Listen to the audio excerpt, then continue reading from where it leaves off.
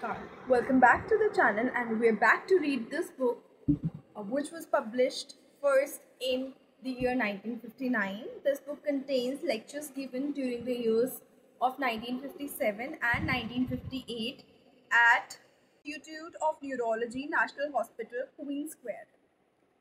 We're on the chapter called Calcium and Phosphorus Metabolism in Nervous Disorders, which contains lectures given by Mr. W. Penn. So last video में हमने कुछ cases discuss किए थे जहाँ पे हमने calcium का, पैराथायरॉयडिज्म का और टेटनी का आपस में रिलेशनशिप स्टडी किया था जिन केसेस के थ्रू। और इस वीडियो में हम देखेंगे या बात करेंगे एक और प्रकार के टेटनी की जो उस समय देखा गया था। एक अलग प्रकार का टेटनी जो ज़्यादातर बच्चों में पाया जाता है, उस वक्त वो काफ़ी उसके केसेस काम किए और ये serum phosphorus, serum calcium and hydrogen ion concentration के बीच में जो रिलेशनशिप्स हैं उनको ब्रिंग आउट करने में। इस टेटनी का नाम था टेटनी ऑफ रीनल फेलियर। अब ये क्यों था ऐसा नाम? क्योंकि इस कंडीशन में जो ब्लड की केमिस्ट्री होती है वो एक रेज्ड फॉस्फोरस दिखाती है, डिमिनिश्ड कैल्शियम होता है और एसिडोसिस होती है। ऐसे बच्चों को ठीक करने के लिए जो ऑलरेडी रीनल रिकट से सफ़र कर रहे होते हैं, जो क्वेश्चन है वो ये था कि कौन सी एबनॉर्मेलिटी पहले करेक्ट करें। अब रीनल रिकट से सफ़र कर रहे हैं ऑलरेडी, इसीलिए इसका नाम जो है टेटनी ऑफ रीनल फेलियर था। और इतने सारे जो चीज़ों का ऊपर नीचे था तो उसमें ये डिसाइड करना मुश्किल हो गया था कि कौन से डिसऑर्डर को पहले करेक्ट किया जाए। सबसे आसान जो लगता था वो एसिडोसिस को करेक्ट करने में लगता था, लेकिन जब एसिडोसिस को पहले करेक्ट किया जाता था तो टेटनी जो हो सकता है अभी तक लेटेंट रही हो या ज़्यादा उसके मैनिफेस्टेशंस ना देखे गए हो, तो एसिडोसिस की अगर पहले करेक्ट करते हैं तो उसके करेक्ट करने के तुरंत बाद वो टेटनी बहुत ही अच्छे से मैनिफेस्ट होती थी, उसके सिम्टम्स और साइंस बहुत ही अच्छे से उस पेशेंट में दिखने लगते थे।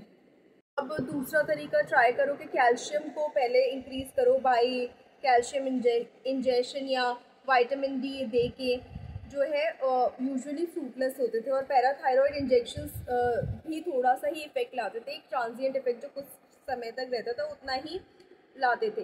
क्यों होता था ऐसा? क्योंकि जो हाई लेवल ऑफ फॉस्फेट्स है सीरम में प्रेजेंट, वो कैल्शियम फॉस्फेट की सोल्यूबिलिटी को घटाते थे और सीरम कैल्शियम इसीलिए बढ़ नहीं पाता था।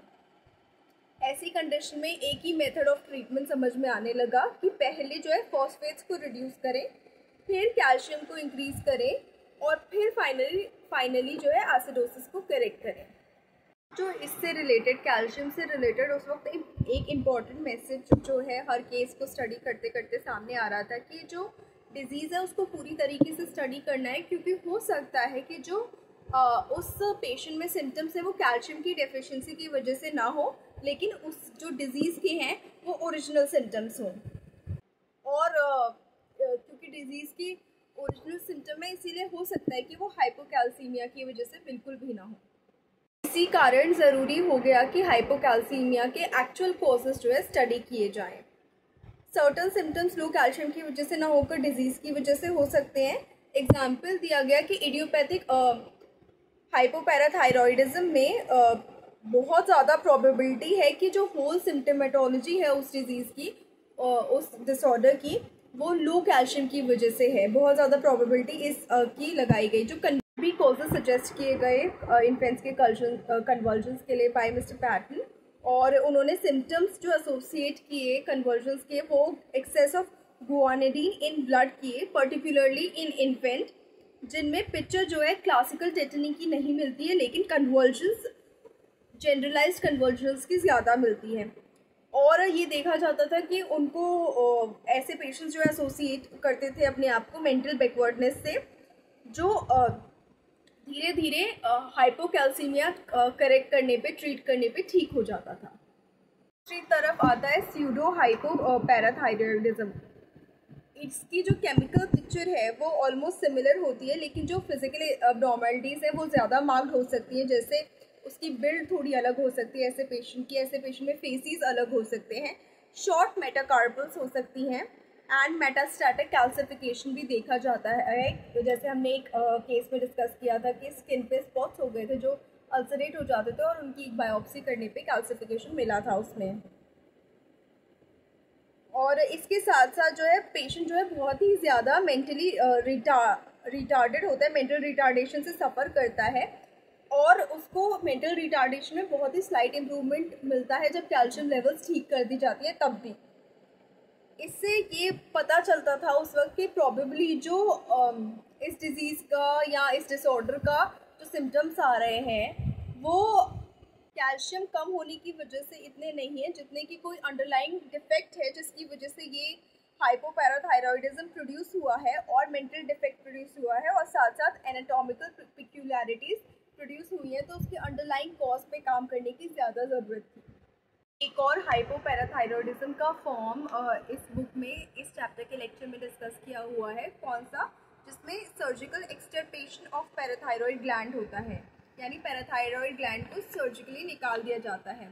उसमें एक और कॉम्प्लिकेशन सामने आती थी। देखा जाता था कि इनिशियली तो हाइपरथायरॉयडिज्म है और पोस्ट ऑपरेटिवली यानी ऑपरेशन के बाद ज़्यादातर एक एलिमेंट ऑफ हाइपोथायरॉयडिज्म उस पेशेंट में देखने को मिलता था। जो पहले हाइपरथायरॉयडिज्म था, पैराथायरॉयड निकालने के बाद देखा जाता था कि हाइपोथायरॉयडिज्म के सिम्टम्स उस पेशेंट में आ रहे हैं और इस वजह से, इन सिम्टम्स की वजह से जो हाइपोपैराथायरॉयडिज्म के सिम्टम्स थे वो ब्लर हो जाते थे, ढक जाते थे। इस फॉर्म में टेटनी से सफ़र कर रहे सफ़रर्स को ज़्यादातर देखने को मिलता था कि पैराएस्थेसिया है, self apparent alteration in their psychological makeup है, at times when the serum calcium has fallen below its normal level, but it is possible that there may be a parallel change in thyroid. मतलब कि उनको feel होता था कि उनको sensation कम feel होती थी, साथ साथ उनको फील होता था कि उनकी साइकोलॉजिकल एबिलिटी में थोड़ी कमी आ रही है और इसके साथ साथ ये तब ज़्यादा प्रोमिनेंट थे ये सिम्टम्स जब सीरम कैल्शियम जो है अपने लेवल से ज़्यादा नीचे गिर जाता था और possibly change in thyroid gland भी ऑब्जर्व किए जाते थे। तो इस वीडियो के लिए इतना ही।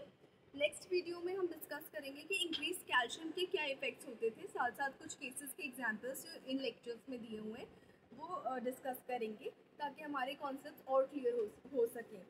So I think 1 or 2 more video and we will finish with introduction of calcium in this chapter in nervous disorders. So thank you so much for watching this video. Please like this video, share the video.